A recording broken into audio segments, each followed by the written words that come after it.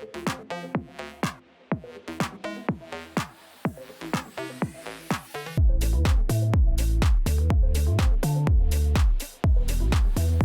everyone, Marcelo is my name. I'm the Niche Fragrance Collector. I was just saying to Ali just 2 seconds ago, I'm super excited. I'm like a kid in a candy shop. I mean, look at the setup. The brand is Anka Kush. Am I allowed to say how nervous you were to get to this moment in time? Please do. I reached out to Ali probably about a year ago. No, we were still in lockdowns. Yes, that's right. Yeah. I spoke to you via Zoom and mentioned to you that I love your fragrances, love the collection that you have. And I said, wouldn't it be cool to you and I have an interview? And you said, No. how can you say no to me? Look at this face. Face of an angel. Usually not my caper. I love to let my work do the talking. Yeah. You're a humble guy. And I know that no one would say that of themselves. They never say, I'm a really humble person. But I'm telling it to you. So super humble guy, but you're very talented, bro. Thank you. Yeah, you've got some really exceptional stuff. Now today what we're gonna do, we've got 4 episodes, and I actually put forward these suggestions to Ali. And I wanted to break down 4 that I really, really enjoy. We're gonna start with Jezebel. I recently did a review on this particular fragrance, my perception on it, but what I really want is the master's perception on it. When you created this, what were you thinking? I was going for something very seductive, alluring, sweet, a bit of a chameleon as well, where it just keeps changing and keeps you guessing.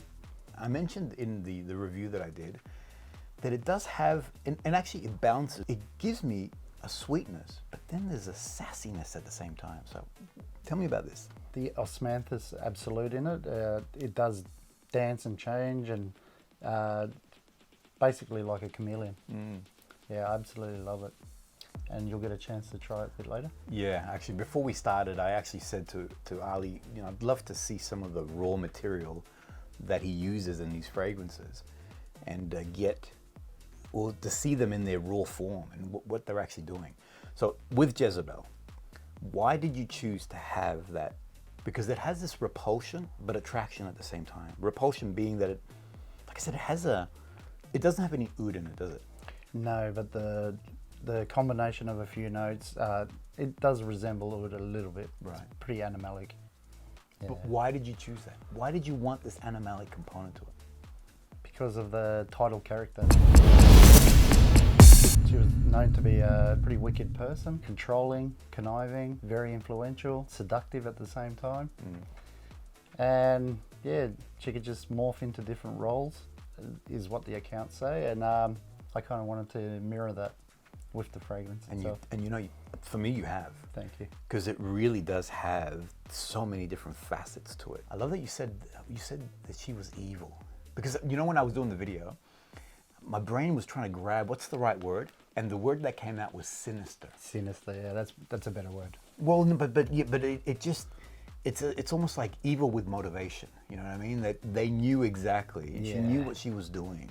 And she knew her own power as well. Right. In many different ways. So this fragrance, where do you see it? Like, who would wear it? I mean, when you were building the fragrance, did you have somebody in mind, or were you just trying to bring to life this image of this woman? Initially, when I did make it, I absolutely loved it, and I did think it was a feminine fragrance. I was pretty sure about that, and yeah, I was pleasantly surprised. So men do love it. They do, yeah. Really surprised me at the start. Why do you think that is? Maybe because of the animalic component. It can resemble oud at times. A lot of naturals in there. I mean, who doesn't like naturals? Yeah, I'm a big fan of naturals. I do love, and I have said this on the channel before, I realize the problem with naturals is that it could create allergic reactions with some people. Yes. My suggestion there is, if you are allergic, don't use it. But if you're not, which is me and others, then to have a natural ingredient, I don't know, I feel like it sings better. I don't know if that's imagined or if that's a real thing. What are your thoughts? I believe it. Yeah, that's true. Basically, because of the natural component, it's pretty much unchanged from nature. I just believe it's more full-bodied. Nothing really artificial about it. I always feel it has more depth. It definitely does. Because I feel like, and again, I don't know if this is imagined or real, and this is where I want you to tell me otherwise, okay? That I feel like something that is made in a lab, there is a stopping point to it because it's constructed to be that. Whereas something that's natural has a lot more depth to it because it has that evolution that comes out from nature itself. I mean, if I smell a real jasmine, like jasmine, there's so many moments in there, in that jasmine. It's not just white Definitely. floral, you know? It's multi-dimensional, yeah. And I feel like the same thing is with naturals. Do you mind if we smell the osmanthus? Absolutely. Because I thought osmanthus was just that apricot component to it, but discovered that there's other facets to it. At times it can smell like raisins, apricots, leather, tobacco, and floral as well. But how does it, is it because it's derived from different locations? Is it like the osmanthus from, I don't know, Morocco has a particular... The best I've been told is from China. Right. Yeah. Funny, I said Morocco because does osmanthus come? It doesn't come from Morocco. I don't think so, no. There is no osmanthus in Morocco. Please don't go looking for it there. Osmanthus from China. What's the cost of that actually? What's that? I can't remember, but it'd be, I think, a couple of $100. Yeah, right. And so when you put it into a fragrance, we're talking drops, or we're talking, well, actually, as you're building it. Yeah, as you're building it, grams. Whoa. And if you keep your nose on it, Oh, it's stinky but nice, Yeah. but stinky. Isn't that weird? but that's very concentrated. So Right. when you do dab a bit on your skin, if you're game, it's you can it starts opening up the dimensions. Funny, it's not animalic. It almost has a rotting fruit again component to it. Yes. And I can pick up the raisin, like you said, almost like a batch of raisins that have been sitting there in the sun, in their juice. You know, just really intense. Many have said it does smell a lot like overripe fruit. So yeah, that's a good pick. Which is weird. I'm also getting like a Vegemite. Interesting. Yeah, like an umami sort of, you know. That's wild. That's really cool. So that's the osmanthus that you're using in Jezebel. Yes.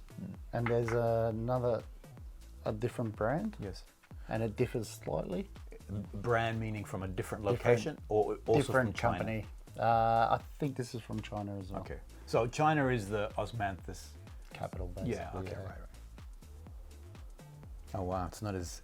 Is this less concentrate or is it No, the same? same, yeah. Well, it's a different, it Yeah. has a different nuance. Definitely. I prefer the Eden Botanicals. Right. That's my favourite brand. This one has Favourite more manufacturer. florals. Yeah, that's true. Actually, and I'm getting a slight fruity, less overripe and more that apricot sort of component to it. That's awesome, man. That's awesome. So I feel like I'm holding gold. I feel like the last thing I want to do is drop it, because then have you ever spilt in your space here? Not osmanthus, but yeah, some other things. Yeah. Because when I walked into the studio, the smell that was in here, it was beautiful. I don't know if you sprayed in advance before I walked. I did a little You bit. did. Okay. It smelled beautiful. I walked in and I'm like, wow, this smells amazing in here, you know. So just beautiful, beautiful aroma of perfumes. The notes that I see in Jezebel, here are the notes here, so you can have a closer look at them.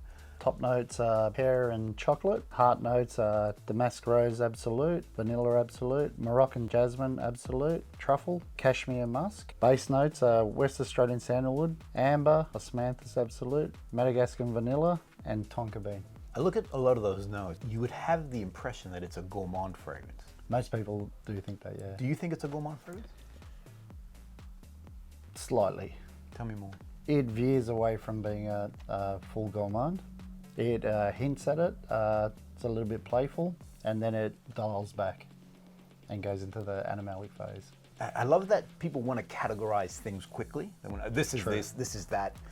I'm going to say now, all of Ali's fragrances are not easily categorized, in my opinion, other than the Rose Bandit. We're going to talk about the Rose Bandit in a minute. That's, for me, that's a beautiful, beautiful rose fragrance. Thank you. But we'll go into a bit more on that.